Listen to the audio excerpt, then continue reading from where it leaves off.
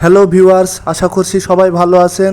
আজকে আমি আপনাদেরকে দেখাবো তেলাপিয়া মাছ দিয়ে কান্তা কচুর শাক ভর্তা রেসিপি।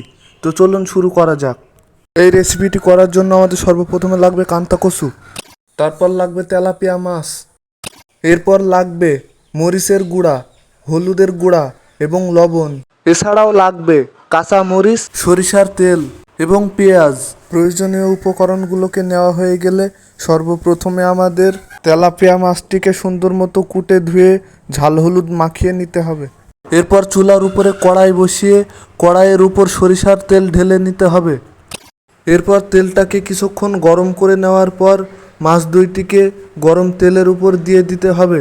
এরপর মাছগুলোকে সুন্দর করে নাড়াচাড়া করে ভেজে নিতে হবে। মাছগুলোকে ভাজা হয়ে গেলে একটি পাত্রে নামিয়ে নিতে হবে। এরপর মাছের কাঁটাগুলোকে সুন্দর করে বেছে নিতে হবে এবং মাছের শ্বাসগুলোকে আলাদা করে রেখে কাঁটাগুলোকে ফেলে দিতে হবে। এরপর যে কচুর শাকগুলো আনা হয়েছিল সেগুলোকে সুন্দর করে বেছে নিতে হবে। বাছা শেষে শাকগুলোকে সুন্দর করে ধুয়ে নিতে হবে।